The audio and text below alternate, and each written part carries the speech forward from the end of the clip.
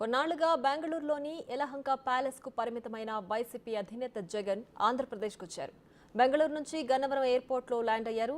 జగన్మోహన్ రెడ్డికి వైసీపీ నాయకులు ఘన స్వాగతం పలికారు. జై జగన్ నినాదాలతో విమానాశ్రయం మార్మోగింది. గన్నవరం నుంచి నేరుగా తాడేపల్లిలోని తన నివాసానికి వెళ్లారు జగన్.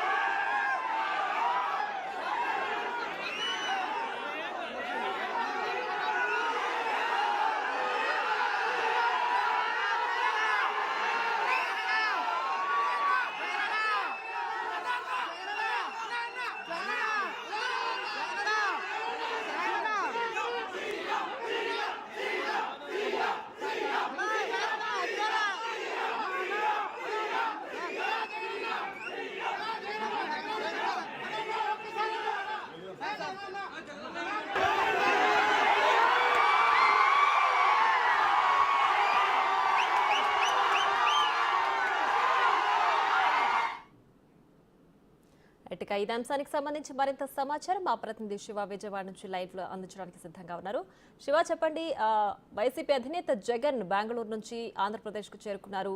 సో వైసీపీ నేతలతో ఆయన ఎప్పుడు సమీక్షలు నిర్వహించబోతున్నారు, అలాగే ప్రజల్లోకి ఏ విధానాలతో రాబోతున్నారు, పూర్తి డీటెయిల్స్ ఏంటి?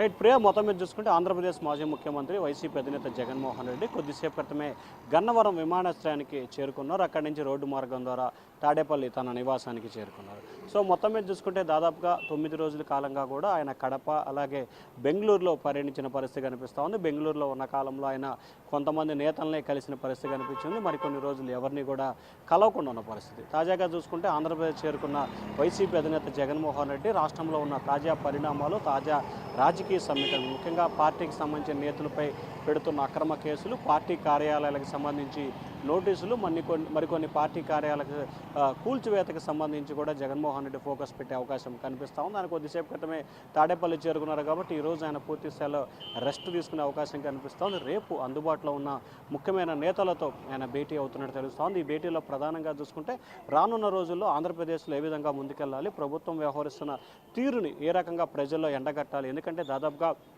39.77% అంటే 40% ఓటు బ్యాంకు సాధించిన వైఎస్ఆర్సీపీకి సంబంధించి ప్రజల్లో అగ్రభాగాన మనతో ఉన్నారు కాబట్టి ఖచ్చితంగా వారి సాధక బాధలు వారికి న్యాయం చేయాల్సిన బాధ్యత మనపై ఉంటుందని చెప్పి కూడా వైఎస్ఆర్సీపీ భావిస్తూ ఉంది. సో ఈ నేపథ్యంలోనే ఏదైతే ఆయన గతానికి ఇప్పటికీ కొంచెం వ్యత్యాసం అయితే కనిపిస్తాం, దానిలో భాగంగానే డిసెంబర్ నుంచి ప్రజల్లోకి పూర్తి స్థాయిలో వెళ్ళాలి. ఎందుకంటే కొత్తగా ప్రభుత్వం ఏర్పడింది కాబట్టి ఇప్పుడిప్పుడే ప్రజలకు సంబంధించి సంక్షేమ కార్యక్రమాలు అలాగే సూపర్ 6 హామీలు ఇవన్నీ అమలు చేయడానికి కొంత టైం ఇవ్వాలి. టైం ఇచ్చిన తర్వాత అప్పటికి కూడా అమలు చేయకపోతే ఖచ్చితంగా డిసెంబర్ నుంచి ప్రజలకు చేరువై పోరాటాలు చేయాలని చెప్పి జగన్ అయితే నిర్ణయం తీసుకున్నట్టు తెలుస్తూ ఉంది. దానిలో అనుగుణంగానే ఆయన కొన్ని కీలకమైన నిర్ణయాలు తీసుకునే అవకాశం కనిపిస్తోంది. ప్రస్తుతానికి సంబంధించి రేపు ఎల్లుండి దాదాపుగా 2-3 రోజుల పాటు అందుబాటులో ఉన్న పార్టీ నేతలతో, ముఖ్యమైన నేతలతో కూడా ఆయన భేటీ అయ్యే అవకాశం కనిపిస్తూ ఉంది. ఆ తర్వాత ఒకరోజు ఆయన నెల్లూరు సబ్ జైలుకు వెళ్ళే అవకాశం కనిపిస్తూ ఉంది. మాచెల్ల మాజీ ఎమ్మెల్యే, పల్నాడు జిల్లా వైఎస్ఆర్సీపీ అధ్యక్షుడు పిన్నెల రామకృష్ణారెడ్డి ఈవీఎం ధ్వంసం కేసుతో పాటు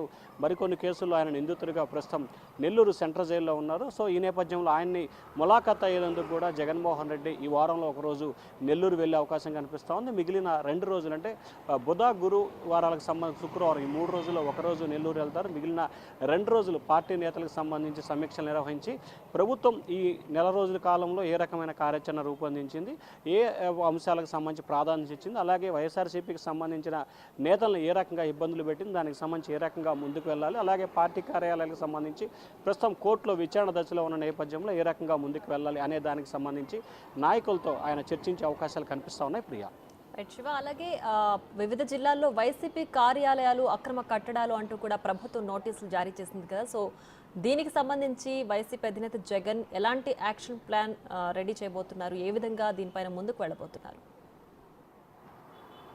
అంటే ప్రధానంగా చూసుకుంటే ఆంధ్రప్రదేశ్లో 26 జిల్లాలకు సంబంధించి 26 జిల్లాలో వైఎస్ఆర్సీపీకి సంబంధించి పార్టీ కార్యాలయ నిర్మాణానికి సంబంధించి నిర్మాణం జరుగుతున్నాయి. మరికొన్ని ప్రారంభానికి సిద్ధంగా ఉన్నాయి. మరికొన్ని స్లాబ్ దశ వరకు కూడా చేరుకున్న పరిస్థితి. వీటిలో చాలా వాటికి అనుమతి లేదని చెప్పి ప్రస్తుత ప్రభుత్వం చెబుతుంది. ఒక నెల్లూరు, ఒంగోలు పార్టీ కార్యాలయానికి తప్ప మిగిలిన 25 జిల్లా కార్యాలయాలకు అనుమతి లేవనేది ప్రభుత్వం చెప్తున్న వాదన. సో ఈ నేపథ్యంలో దీనికి సంబంధించి ఖచ్చితంగా న్యాయ నిపుణులతో సంప్రదింపులు జరపాలనేది వైఎస్ఆర్సీపీ నేతల ఆలోచనగా కనిపిస్తోంది. ఎందుకంటే ఇప్పటికే ఏదైతే తాడేపల్లి కేంద్ర కార్యాలయం కూల్చివేతకి సంబంధించి కూడా ప్రస్తుతం ఏపీ హైకోర్టులో కోర్టు ధిక్కరణ కింద ఒక పిటిషన్ కూడా దాఖలు చేశారు. అలాగే మిగిలిన వాటికి సంబంధించి మొత్తం 11 నోటీసులకు సంబంధించి ఒకరోజు, 5 నోటీసులకు సంబంధించి ఒకరోజు, 2 నోటీసులకు సంబంధించి ఒకరోజు, ఏదైతే మొత్తం దాదాపుగా 18 కార్యాలయాలకు సంబంధించి ప్రభుత్వం నోటీసులు జారీ చేసిందో వాటన్నిటికి కూడా హైకోర్టులో హౌస్ మోషన్ పిటిషన్ దాఖలు చేశారు. ప్రస్తుతం అవన్నీ కూడా విచారణ దశలో ఉన్న నేపథ్యంలో అక్కడ కోర్టులో ఏ రకమైన తీర్పు వస్తుంది, తీర్పు వచ్చిన దాని ప్రకారం ఏ రకంగా ముందుకు వెళ్ళాలి అనే దానికి సంబంధించి కూడా